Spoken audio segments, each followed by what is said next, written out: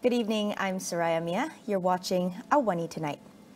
Malaysia will not experience an economic downturn this year, despite global uncertainties. Deputy Finance Minister Datuk Seri Ahmad Maslan said a recession only happens when a country faces negative economic growth for 2 consecutive financial quarters. Based on last year's economic growth, Ahmad said Putrajaya expects a growth of 4.5% this year. The International Monetary Fund and the World Bank, he said, also projected Malaysia's economic growth at 4.4% and 4.1% respectively. Ahmad also stood by Bank Negara's previous decision to increase the overnight policy rate OPR as it was necessary to control inflation. Kenaikan OPR sebanyak 100 mata asas mencerminkan pengembalian tahap akomodasi dasar monetary ke tahap yang wajar berikutan pengurangan sebanyak 125 mata asas semasa pandemik. Oleh itu, bagi pinjaman berkadar terapung yang diambil sebelum pandemik, sebahagian besar daripada jumlah pinjaman terkumpul, jumlah ansuran bulanan pada masa ini masih lebih rendah berbanding jumlah ansuran sebelum pandemik, iaitu 3%. He added that not all borrowers are affected by the increase in OPR, as the increase to monthly installments only involves borrowers with floating rate type loans.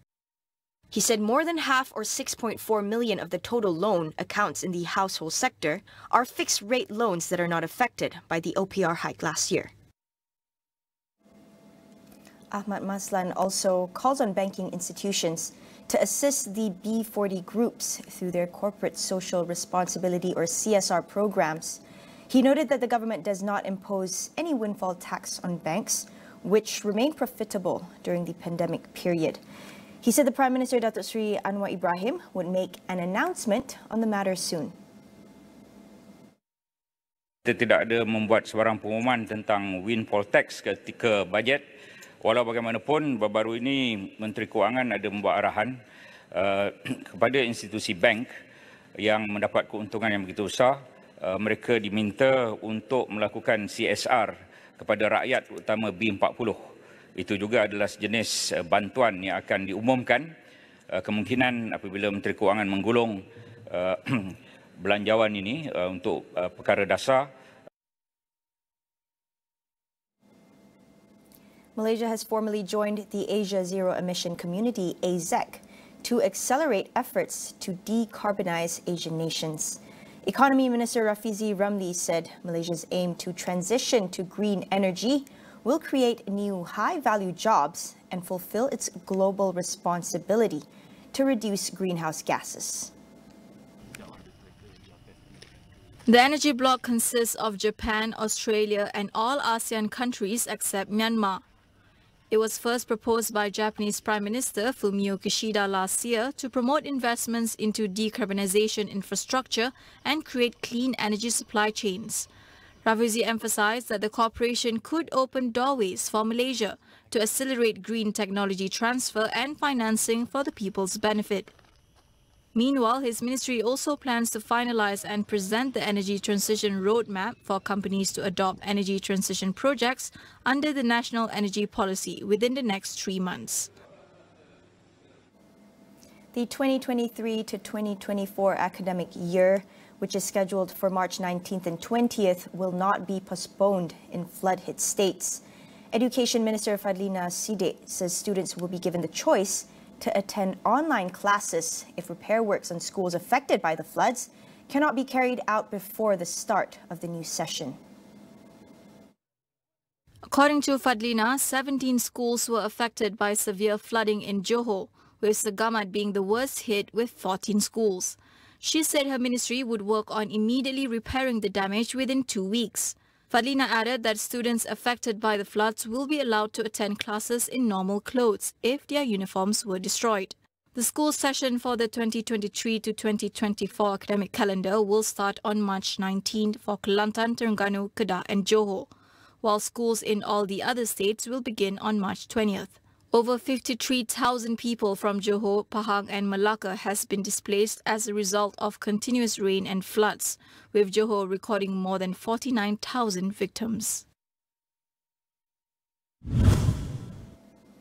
The Penang State Assembly has approved a motion to vacate 4 assemblymen from their seats under the anti-hopping law. This involves the Sungai Aceh, Seberang Jaya, Bertam and Teluk Bahang state seats held by Perikatan Nasional. But the 4 representatives had contested those seats under Pakatan Harapan in the 2018 general election. The 4 assemblymen, Zulkifli Ibrahim, Dr. Afif Bahardin, Khalid Mehtab Muhammad Ishak and Zulkifli Muhammad Lazim were asked to leave the House immediately after being vacated from their posts.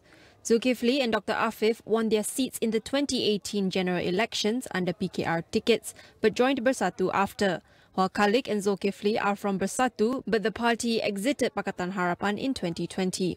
Bersatu Supreme Council leader Wan Saiful Wanjan condemned the move as an attempt to silence any form of check and balance ahead of the upcoming state polls. He also said the move, which left the opposition bench with a single representative, would be punished by voters in the state elections. We'll be back after the break. Stay tuned.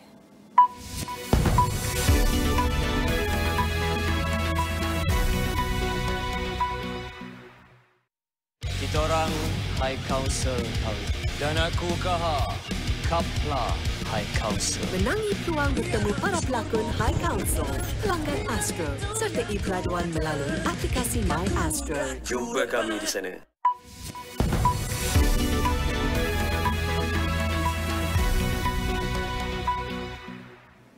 Welcome back.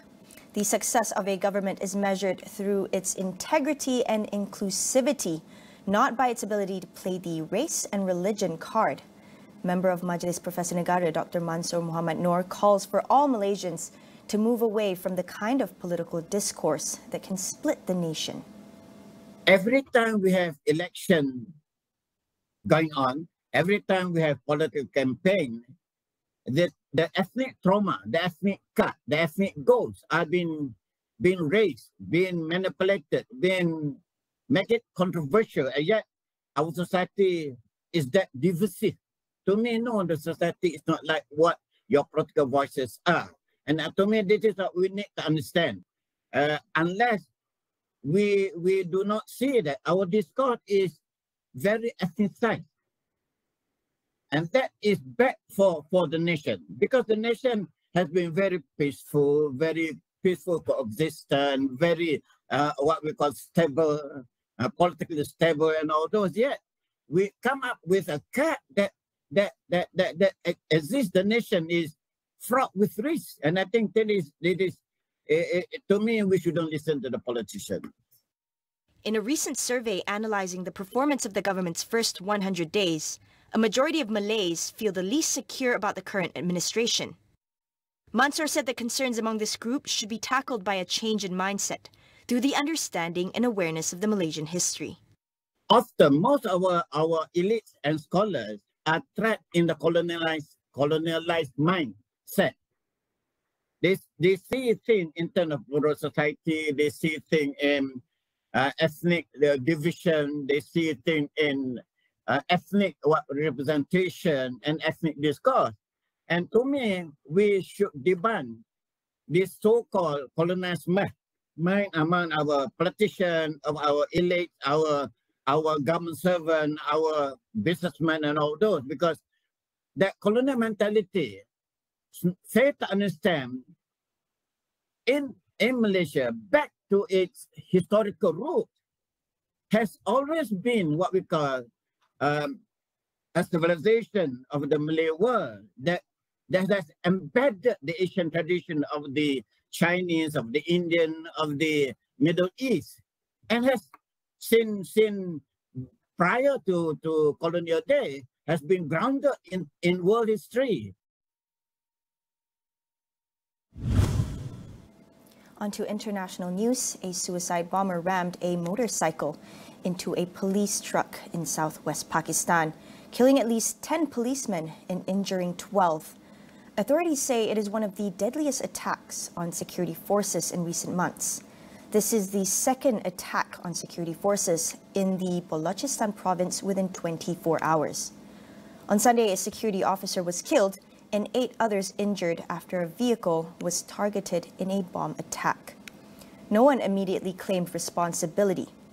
Though it's unclear who is behind the latest incident, separatists in the region have been fighting the government for decades. while in the past, the Pakistani Taliban has claimed responsibility for similar attacks. Prime Minister Shahbaz Sharif described the attack as part of enemy plans to destabilize Pakistan, and he vowed to fight terrorism. In January, a bomb blast at a mosque in the northwestern city of Peshawar killed more than 80 police officers.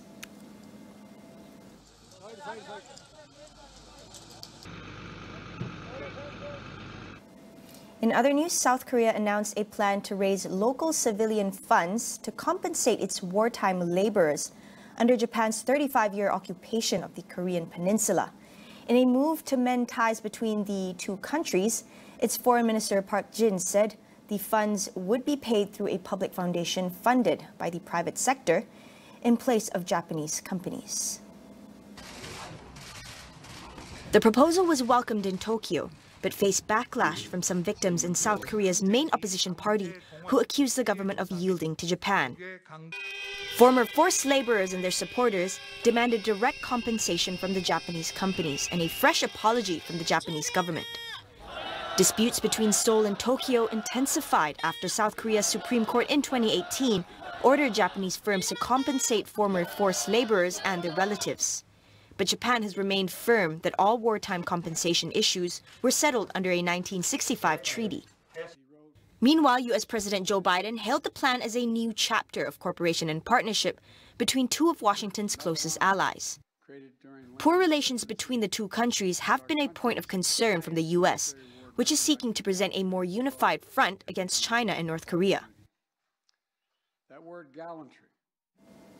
Meanwhile, transport groups in the Philippines staged a nationwide protest against a government program that drivers fear would phase out traditional public transport vehicles, including jeepneys. They also call for support to join the week-long strike that could keep over 40,000 passenger jeepneys and vans off the streets in Manila alone.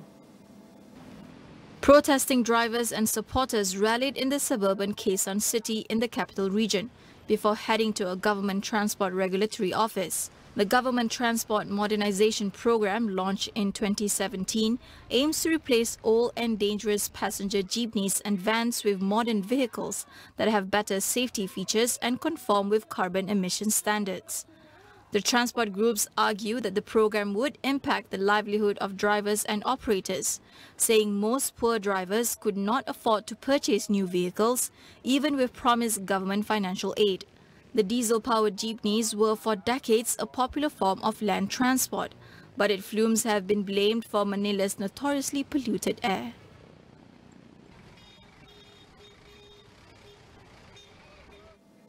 Over in Australia, Sydney has recorded its hottest day in over 2 years, with temperatures hitting more than 40 degrees Celsius.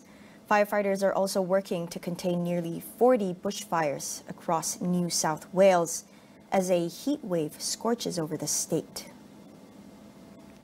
Penrith, a suburb in western Sydney, recorded 40.1 degrees Celsius on Monday afternoon, while some inland towns reached nearly 41 degrees. Total fire bans are now in place for multiple regions across New South Wales, while 35 public schools have been closed due to the severe heat. Extreme temperatures are due to shifting hot northerly winds moving ahead of a cold front. The hot and dry conditions are expected to persist until Wednesday, elevating the risk of fires. That's all for AWANI tonight. Thanks for watching. I'm Saraya Mia. We'll see you again.